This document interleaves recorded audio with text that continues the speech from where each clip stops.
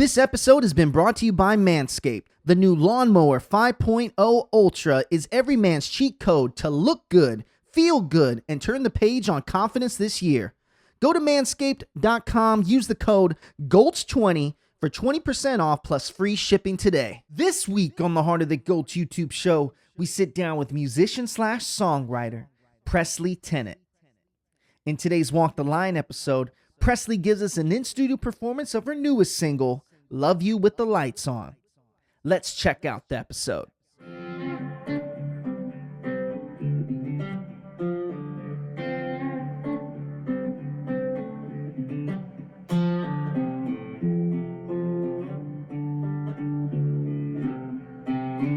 We are in the heart of the Gulch. I'm your host, Tony Mendoza, and today I am super excited for my guest, originally from California. Now she's making music and all kinds of sounds out here in Nashville, Tennessee. We got the one and only Presley Tennant in the building. Well, thank you so much for having me. Well, you know, I never let the people know our little secret. We filmed in, when was it that we filmed? Maybe the top of summer? Yeah, I think it was before CMA Fest. Yes, it was before CMA Fest. Because we were trying to figure out the next little... are I spilling too many secrets now? No. Please let them know. I love it when they know. We were trying to figure out a day to come back and refilm the part 2 of The Day in My Life. Mm-hmm. And then craziness happened, and it never really ended up working out, but now we're here again. Yeah, well, you know what? I appreciate that. We got producer Anna in the back, yes, so shout out to Anna coming in. Yeah, man. So Presley, talk to me about this year, 2024. I feel like I've seen you do so many shows. It has been craziness, but in such a good way. I feel like this year, especially 2024, with coming out with all this new music, because I kind of did take that little hiatus away from releasing, at least. Because all of last year in oh my gosh, it's so crazy because 2025 is right? Coming up and it's like, which year are we in? But back in 2023, I'd been coming out here very consistently once a month and writing nonstop. And so trying to get the new singles to get going and whatever I'm working on for new projects and things like that. You know, you got some pretty awesome music coming up. So at the time that we're filming this right now, you got Pick Your Poison. Yes. You got If It Was Easy with Noah West, which is an awesome duet. Thank you. But tell me the name of the following up one later this year. So that one is called Love You with the Lights On. I wrote the song with Mr. David Ray Stevens and Brandon Hart, I want to say back in June or July of last year. And it was one of those things, it was my third write of the day. I walked into the write and I was like, okay, my brain was melting. I was like, I cannot think anymore. I just want to go home and sleep. And I walked in late, so I already was like stressed out because of the whole... You know, I was like, 2 writes. I laid it all out there. I don't know what else I can give anymore. Yeah, how much can you give for making a good song? At least for right now, I was like, maybe a little nap, and then I can go back to it. And they said, Love You with the Lights On. And I was like, where are we going with that? Like, what do you mean by that? And so they were kind of, I know for myself and them, we had kind of the same universal idea on how we wanted to talk about it. And it was just the feeling of when you're with somebody, you want to see them for who they are. You want the real, the raw, the natural, whoever they are in all lights. Like maybe they are insecure about something, but that's one of your most favorite parts about them. But just something that is so undeniably them, and you just want to shine light on it. So Love You with all the lights on, being that it could be your insecurities that do not get any light whatsoever. Yeah. And for you to love them, you want to have all the lights on. Yeah. See? So that, unless you met him at a bar at night and you're like, you know what, take me on a date at 2 p.m., not at 9 o'clock at night. Well, exactly, because the only ones that you do it laid out without the lights on are when you meet them right at the bar. You have good chemistry. Exactly. But speaking of which, you know, we're going to also spot on a little bit more what's going on in Las Vegas, because you got like a little mini residency going on. Yeah. So I've been going back out, because I'm from Southern California, it's always an easy and fun time to go out to Vegas. And so Ole Red has opened up their doors. And so I'll be out there playing from the 4th through the 8th. And then I'll be at Stoney's on the 29th, which I'm very excited for. And I'll be doing a bunch out there. So during NFR for Ole Red, which is like what Cowboy Christmas, isn't that what they call it? I'm so excited for that. It's going to be my first time out there at the same time. And I'm just so ready to see all the outfits, because that is one thing about the girls in the rodeo lifestyle. They know how to dress. And I always think I know how to dress until I see them, and I'm like, okay, I will bow down. Okay, well, all right, you know, we're going to go on a little rant here because I'm curious to know what is too tacky when it comes to a outfit? Nothing. Nothing? Okay, that's debatable. Let me take that back.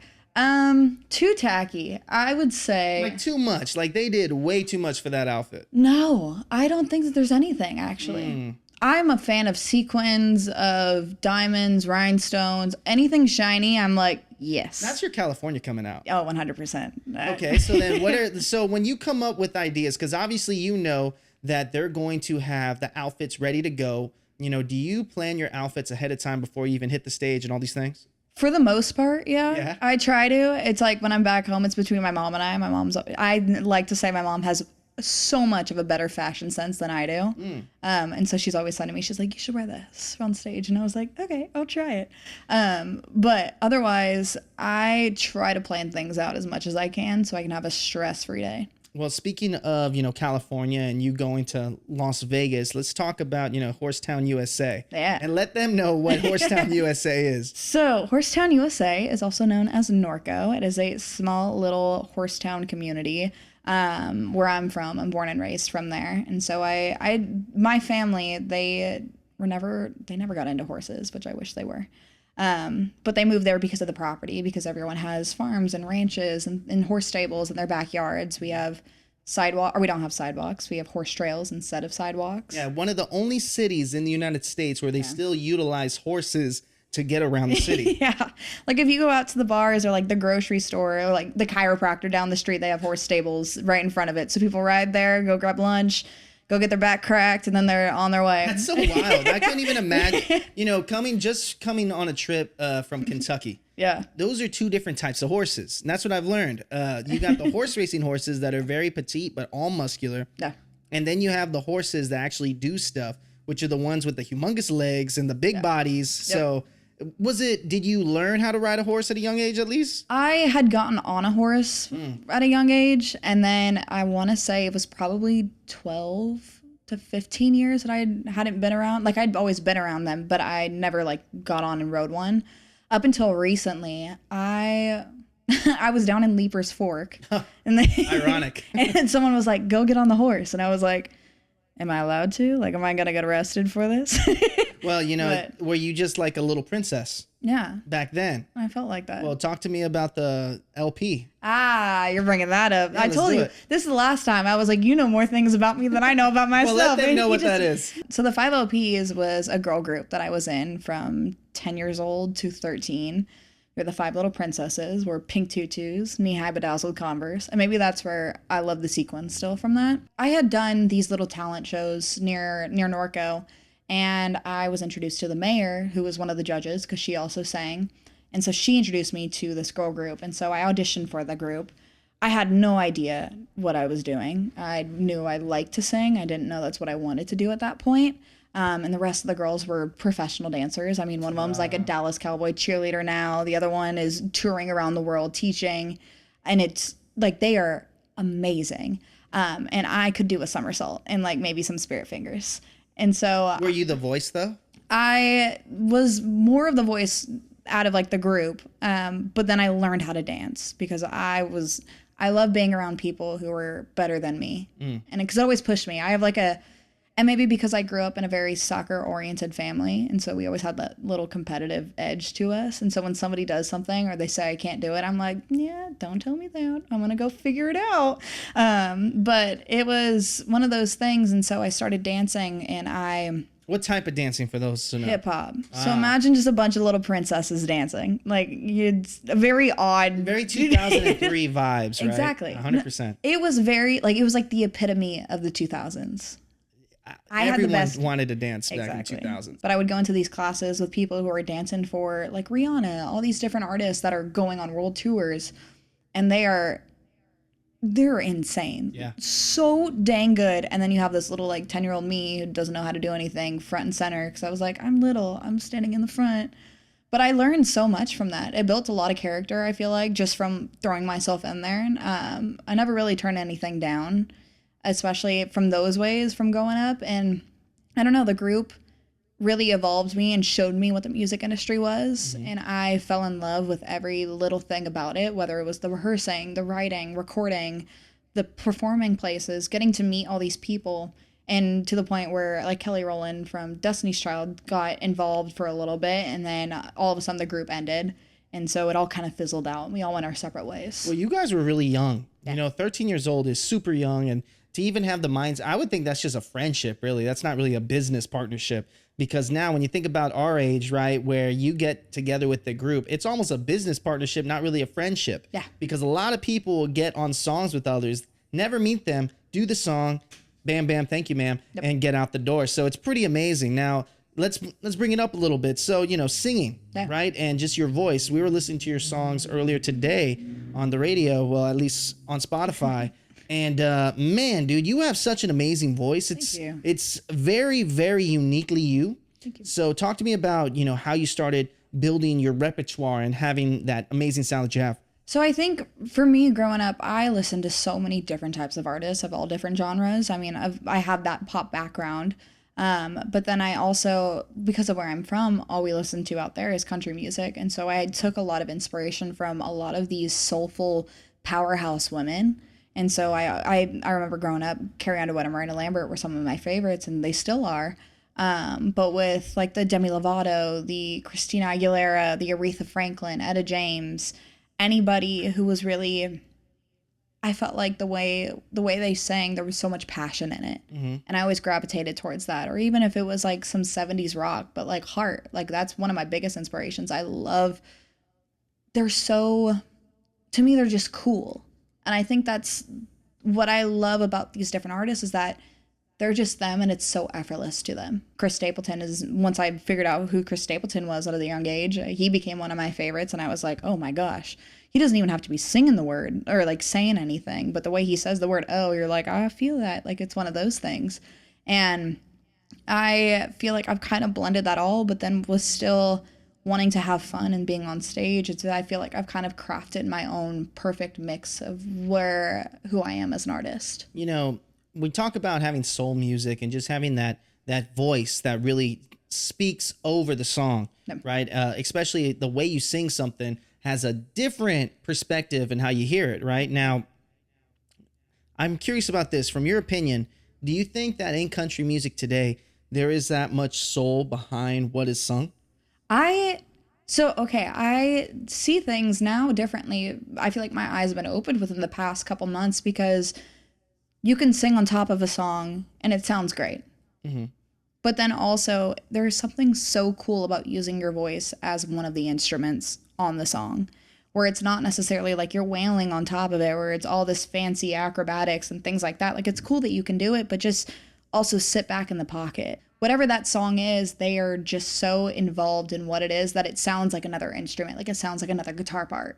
And I think that is so special. And that's what gets stuck in your head all the time. So it's kind of like picking your poison in the studio, right? Oh my God, what a great leeway. Well, you know, speaking of that, so talk to me, before we take our first break here, talk to me about your song, Pick Your Poison. Yeah, so Pick Your Poison is one of those ones where I think I wrote this back last year in September-ish.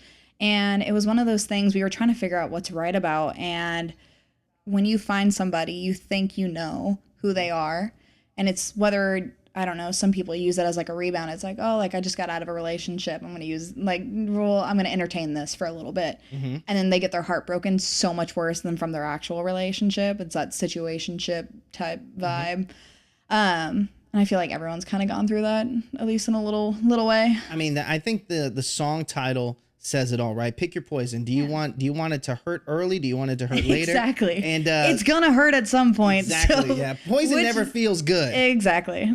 Well, you know what wouldn't feel good is if we did not have the sponsor of this video who's sponsoring the episode. So real quick, we're gonna take a quick break and we'll be right back with Presley right after this. This episode has been brought to you by Manscaped. The new Lawnmower 5.0 Ultra is every man's cheat code to look good, feel good, and turn the page on confidence this year.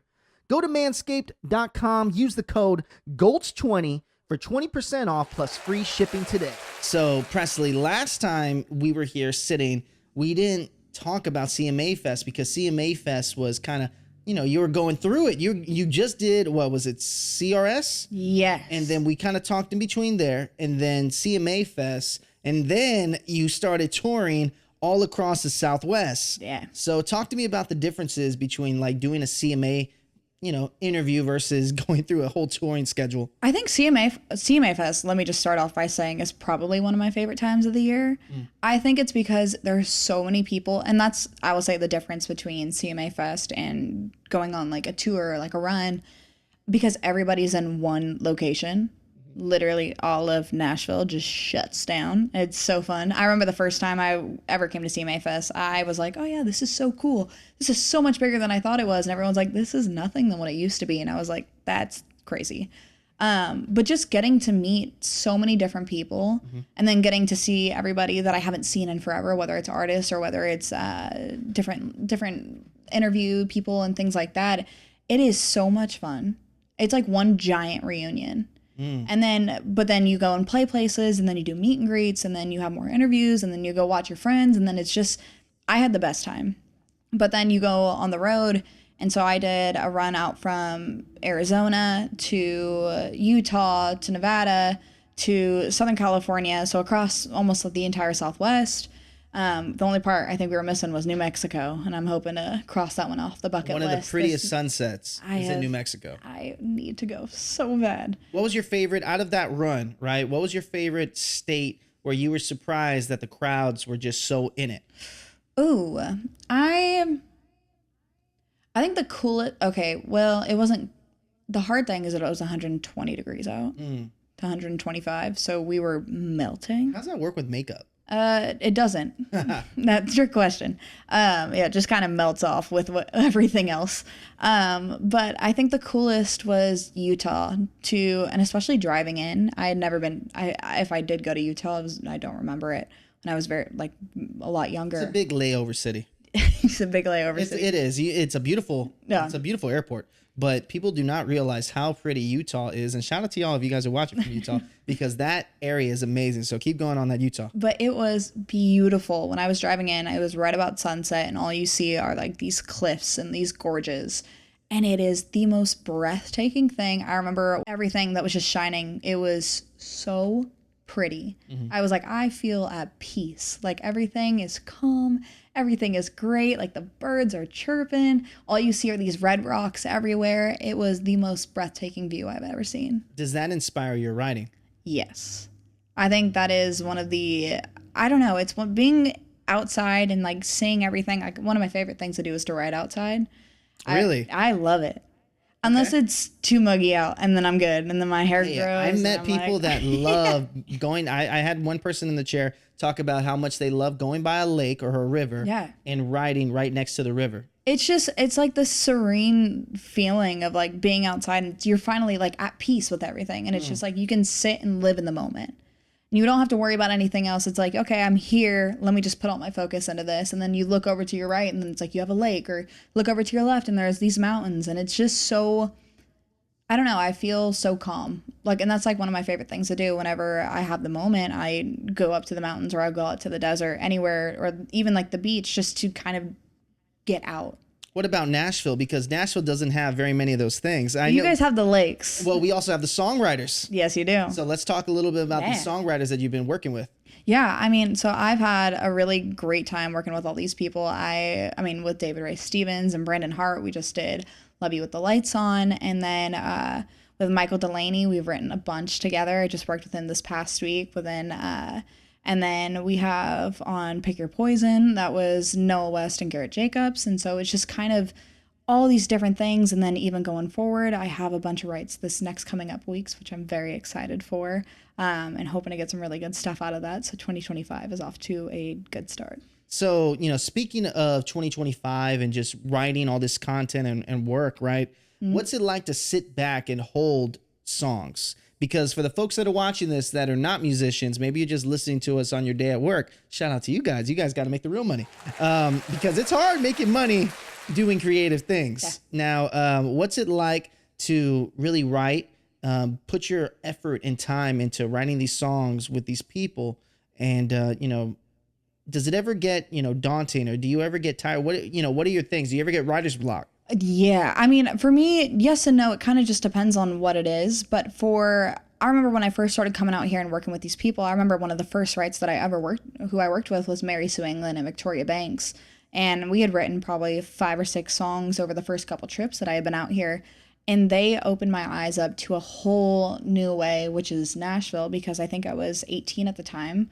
And I remember I'd written before, but it was mainly by myself, just on my piano. But then when I came here, it just felt like it was a machine. And so I have learned so many different things and I've picked up on a lot. And just even figuring out, okay, if this is the type of song that I want, what I want to talk about, how do we get there? Was this the hook? Is there an angle that we can switch it? It's so cool to be a part of it and to be with all these writers because their minds go crazy. And I'm like, how do you guys think all the time like this? But how do you unlock that? So for the person that's watching this right now that may not be a musician or a songwriter, how do they unlock that part of their brain to help them write songs? So I will say for myself, that never came naturally to me. But being around those people who always thought like that, it almost trained me to turn the way I think, to be more like how they would think of things. And so I've taken a lot of inspiration. So it's like if they think of that, or if there's a flip, like even on Pick Your Poison, the whole thing about that was just like, oh, some people pick their poison. Like, oh, are you going to choose this evil or that evil? Like, they're both bad. Which one are you going to choose? But then it's like, okay, how could we flip that? Does writing with others help you unlock your full potential in a song? Or can you find that flip by yourself outside in California somewhere? I think before I started coming out to Nashville and writing, I didn't quite understand it. But now being here and working with all these writers and getting to see how they do it, I see the same things now where it has trained me in a different way. And it's pushed me to be a better writer. And so I feel like now I can go back and write by myself and be comfortable and be like, okay, I like the way this feels. But before then, I would say I had no idea how. Well, it doesn't sound easy. So if it was easy, and talk to me about that song with Noah, right? Noah West. So talk to me about that duet, because that duet, man, you guys did a great job you blended your voice very well with Noah in that song. I know it's Noah's song originally, right? Yeah. But how did that collaboration come together? So I remember he came to me back in September or November of last year, and he was like, hey, I have this song. Do you want to be on it? Like, is this something that you'd be interested in? And I listened to it and I was like, it was a really good song. And I was like, I am all in. And so we were trying to figure out when we wanted to put it out, and when we were going to record vocals and things like that. And I think it was January, we finally agreed to it, trying to figure out all the logistics of, okay, we're doing this, let's make sure we do it right, dot all the I's, cross all the T's, for my perspective of it. And so he had another girl that was already on it, and she had the coolest voice. I was like, are you sure you want me on it? You don't want her? Like, she is badass. It already kind of had the roadmap of everything on there. And so I went in, put my vocals on it, and it sounded really good. And so he was like, no, I want this. Like, let's do this. And I was like, cool. But it kind of just depends. You can walk into a write, or you can write the song and then be like, okay, well, this could actually be a duet if we change a few things, or it's good as is. And then trying to find that person that would complement your voice to the fullest extent. Well, they're both so, I don't know. Well, it sounds so together, like it was supposed to be. Yeah, it's not easy. Yeah. Because I can only imagine even us trying to get together, there's time in between. Yeah. So having another artist with their own full, schedule, and their PR team and their team all together. I mean, I just always think about these collaborations that you guys get all the time in music. You have no idea the logistics that go behind it. Yeah. Well, and that was the other hard part, is trying to figure out, okay, well, I'm only here for a week and a half. I have this all booked. I don't know if I'm going to be able to do time. Like, are you able to put this together? That sort of thing. And so I think I was at one point going to have to do vocals back in California and then just send it over, which would have been easy, but I wanted to make sure that it was at least to the right standard. I know I have my stuff and I could go to somebody else for it, but I want to make sure that that was exactly how they wanted it. Speaking of California, before we take another break here for crowd noise, because I love it when people ask you questions. Speaking of California, you did a lot of wineries this year. Yes. So I'm curious to know, what's your favorite winery in California to perform at? And, what's a winery kind of vibe like to perform? All right. So can I give two answers on Please that? do that. So I would say there's two. There's Miramonte, which is more of like the acoustic kind of feel, where it's just it's myself, my guitar, and then I'll bring a guitarist. And that's more of like that intimate feeling of just being one with everybody, like hanging out, having a good time. And then you have Wilson Creek.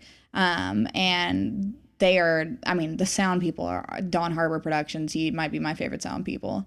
And I swear every single time I walk in, he's like, oh, I already got you ready, Presley. Like, go ahead, get up there. And then it just sounds, I was like, he makes me sound freaking good. I was like, I think I'm okay. But I'm like, I never felt more confident in my life than after working with Don. I swear. And I don't know. And everybody over at Wilson Creek is just so nice. And that's the same thing over at Miramonte. And they take care of you. And it feels like one big family. You know, I think about it because for you guys that haven't gone to Wine Country USA, which is over there in California, I mean, it's so intimate. Yeah. We think about these things that are here in town, right? Like the Exit Inn and all these venues here that feel intimate. I feel like there's nothing more intimate than maybe the listening room and also a lot of wineries. Yeah. So when you perform at a winery, do you get a drink? After I'm done playing. After, not before. I don't drink before I play. Okay, so what are some no-goes? Tell me some no-goes from food to drinks. What is a absolutely no-go before you hit the stage? I usually don't eat at least 3 hours before I play. Like 3 hours is like my max. Okay. Just because I feel like all gross. I can fall asleep. I'm like, I don't want to deal with this right now. I won't drink. And if I do, it is 2 hours beforehand. I just know I am such a lightweight. And so that's the terrifying part. I'm like, I could have one drink and I'm like, ooh, I'm feeling good. And so I'm like, this is still my job. You don't usually drink on a job, that sort of thing. That's the way I view it. I think in the music industry, it's a little more lenient. You said, no, I'm not doing that. Cheers. But otherwise, I don't know. Afterwards, I'll have a few drinks. But other than that, I don't know. Maybe call me boring for that. Well, no, then you're just a professional. I also learned my lesson. It was like my 21st birthday, and I had a few too many drinks, and all of a sudden, I thought it was a great idea for karaoke, and someone videoed it, and I was like, that was a horrible idea for karaoke. Well, you know, before we take our next break here, I'm curious to know this. So you've opened up for Tim McGraw, Kelly Clarkson, Blake Shelton. You were even on The Voice. Yeah. So, you know, what has TV land, right, and things that people do not see that go behind the stage of opening for such big acts and being on TV? What's it like behind the scenes? I remember it's not too different from doing the whole TV thing to being backstage. It's kind of like you're just living in your own world until it's time to get up and do your thing. I remember at The Voice, my favorite parts about it were just hanging out with everybody. I mean, we had like the wardrobe, we had the interviews, we had rehearsals and things like that, which I loved that part of it too, because that opened up my eyes, at least at that moment of time, to a different full production point of view. And I was like, this is crazy. A lot of people clam up with that. And a lot of people can clam up if they're opening for a big act too. So, because those crowds, I've seen pictures of you. Those crowds that you perform to sometimes are humongous. That's scary. And also these lights, for some reason, these lights freak people out. I will say the lights thing, I've had to get used to over the years. I'm like I don't know. It just feels so official. And I'm like, oh God, am I saying the wrong thing? But at least, and I learned that from The Voice. I was terrified when I went in for that, because they were like, oh, what's your story? Like, tell me about you. And I was like, that's a loaded question. What do you mean? Big loaded question. Yeah, I was like, where do you want me to start? Like, May 24, 2002? Like, I don't know. Adam and Eve? No. That was stupid. I'm sorry. No, honestly, you have a personality that is perfect for TV, because I think about all those funny things, even when we're off camera, you'll say, and it's just dry. But that's natural though. You're very naturally funny. Thank you. And oh my God, can you say that again, please? Yeah, you are naturally funny. So. Do you hear that? But it's cool because that works perfectly with TV. And if you're able to back it up and sing really well, which you do, so I can only imagine when you're in front of these crowds, I'm sure you rock it like anyone. I want to see a live performance, not just in the studio. So we got to get one going. I got to do one out here. But speaking of, oh snap moments, I want 2 oh snap moments. Give me an oh snap moment that may have happened this past touring cycle. Oh. And then Thanksgiving just came up. No. So give me an old snap moment that happened in the holidays. All right. I think for touring wise, I have completely forgotten my clothes.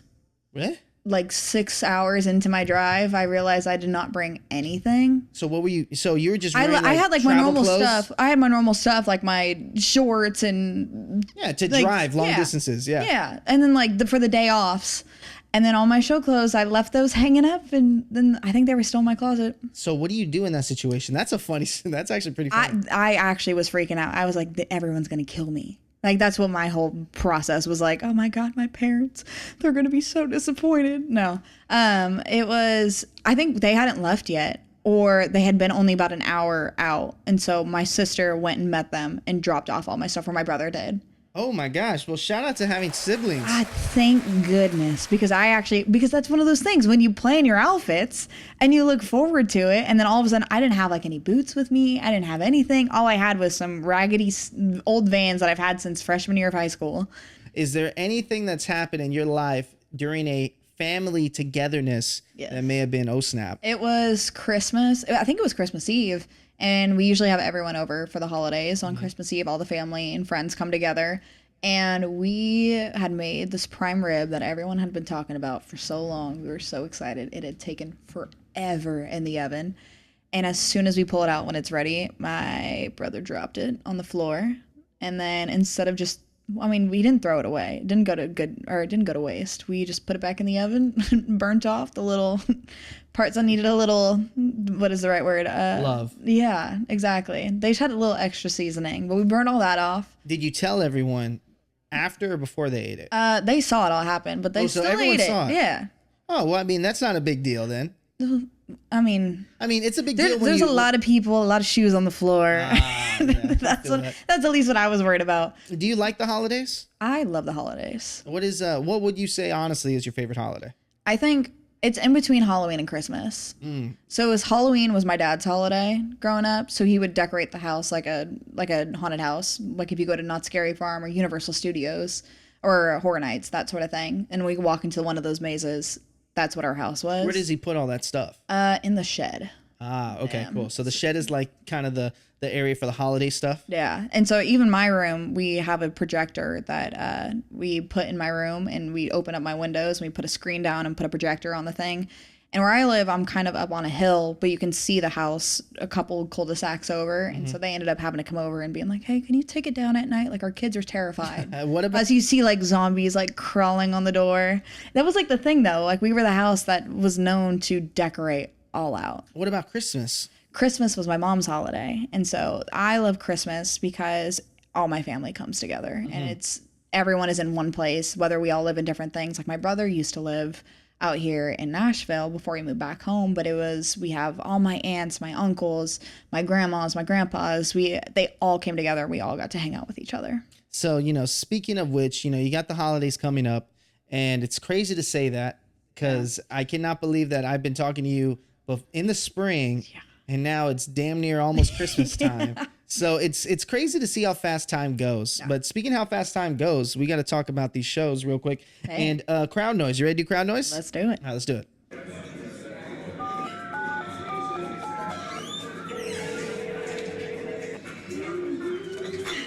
Whose fashion are you currently inspired by? Oh my gosh. I think right now I've really been loving Carly Pearce. Carly Pearce and Ella Langley are like my top two right now. Yeah. If you had to open up for one of them, which one would you want to open up for more? Ooh. I think Carly Pearce. I don't know. There's something about her, and I think it's the vocal thing, but I think she is such a badass. And I think Ella Langley's a badass too, but I feel like my music and getting to open up for Carly would make more sense than me opening up for Ella. Well, first of all, your voice can be crossed over very easily into that pop lane too, where it's almost like that pop country kind of sound. Yeah. Now, Ella has a very countryer kind of sound to her, but it's been amazing to see Ella Langley really pop off within 2024. She is I don't know, there's something, she's so spunky, I think is the right word. Like there's like a fire underneath her. And I think it's so cool to see. I don't know. It's like, I respect it because I I feel like I've known about her for a while, at least like through Instagram and things like that. And then all of a sudden, I remember one of my favorite songs for the longest time was That's Why We Fight with her and Coetzel. And I had that song stuck in my head for months. And I don't know. And then to see where she's at now, and like, I respect the hell out of her. So let's bring that to you real quick. So obviously it wasn't easy for Ella to start to build her repertoire, right? And I feel like when you moved to Nashville, or if you moved to Nashville, you've been coming back and forth for a long time now. No. You know, do you feel like it's only a matter of time before your music is heard through the big masses? Because you already have a large following on Spotify. Yeah. So I'm curious to know, what is it like when you can have a when you start building more traction in this space? I think for me, the more I write and the more music that comes out, I'm really figuring out my sound and exactly what I want it to be.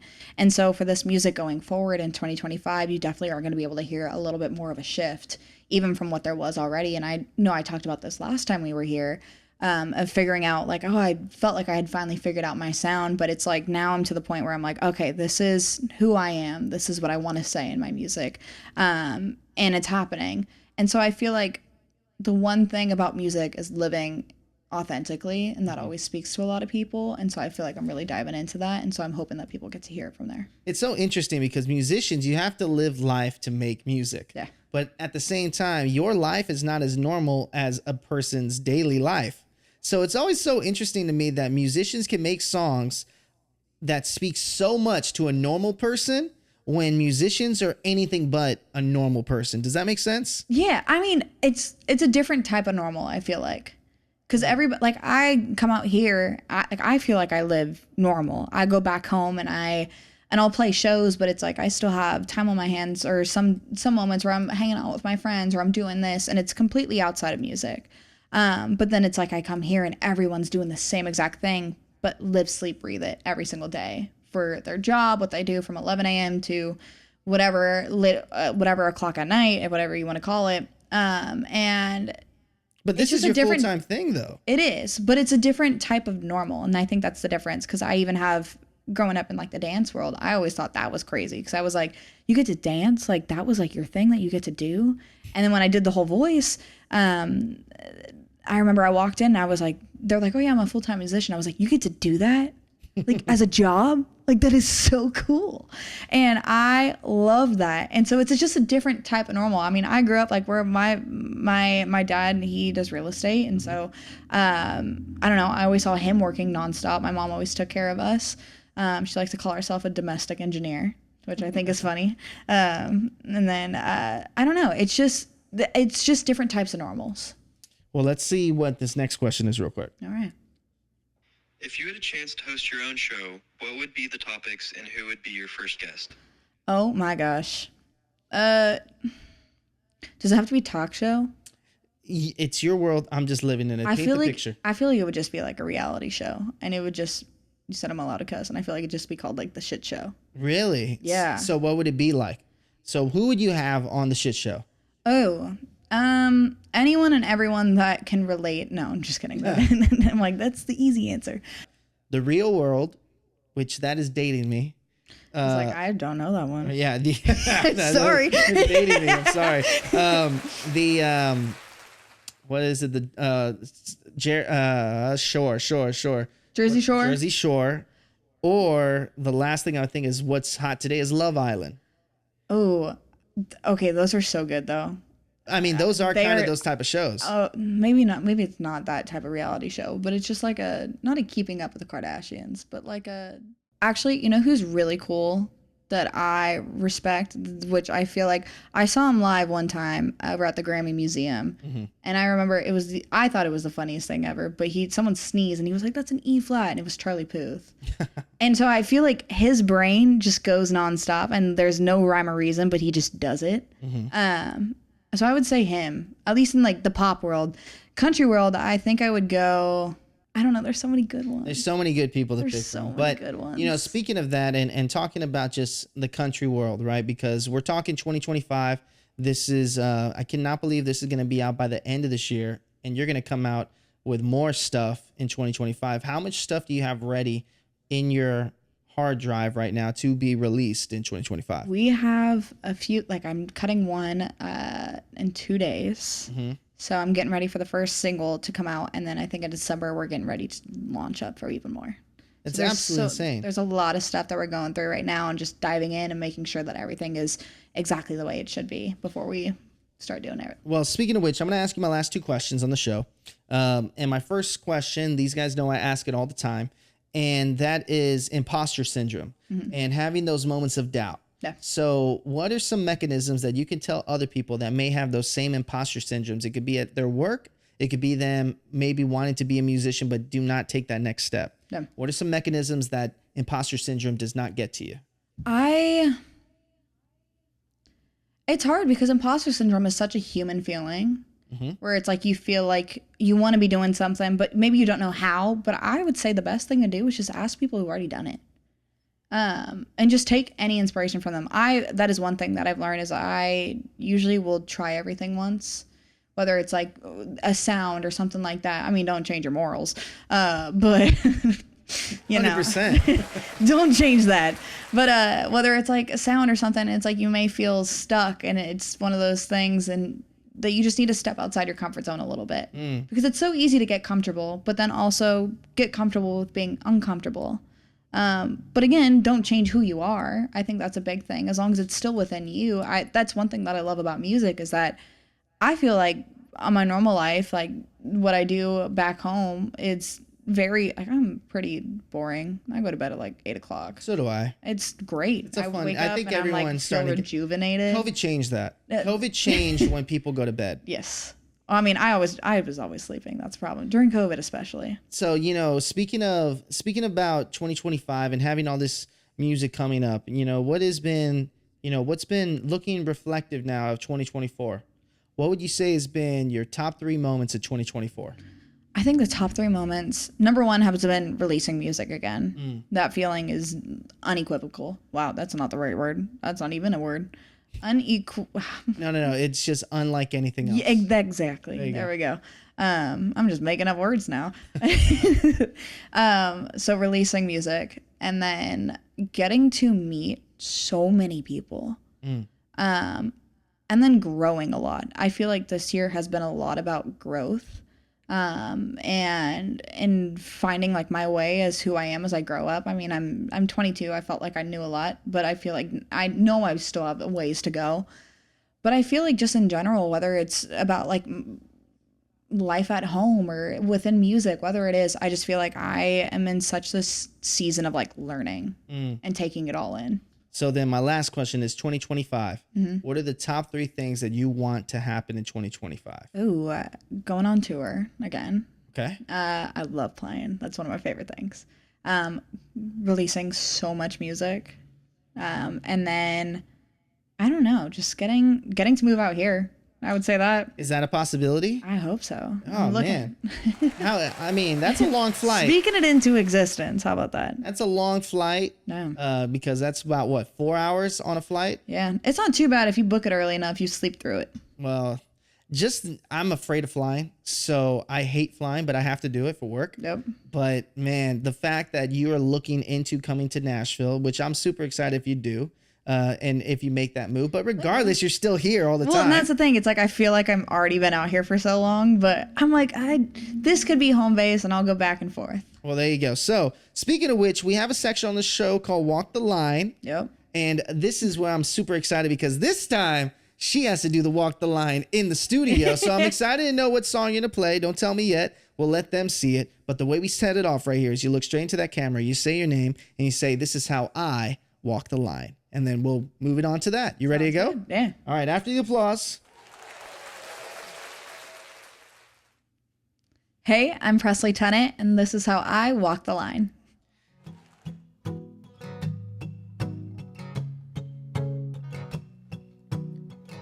Got me so high, talking cloud nine. Baby, I'm still falling. Bet you wonder why all the other guys finally stopped calling. I was diving in deep head first in the dark.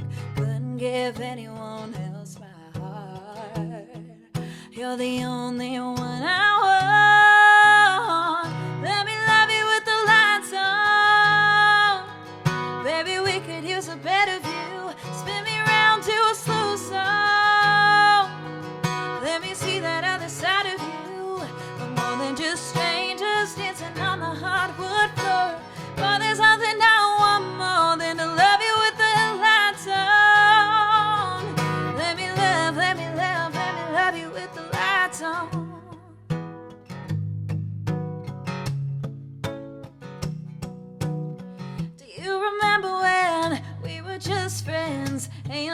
deceiving.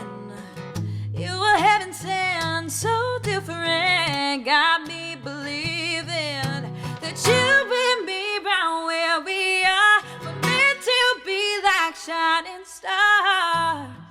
When that sun comes shining through, let me love you with the lights on. Baby, we could use a better view. Spin me round to a slow song. Let me see that other side of you. We're more than just strangers dancing on the hardwood floor. But there's nothing I want more than to love you with the lights on. Let me love, let me love, let me love you with the lights on. Oh, oh, oh. Let me love you with the lights on. Baby, we could use a better view. Spin me round to a slow song. Let me see that other side of you. We're more than just strangers dancing on the hardwood floor. But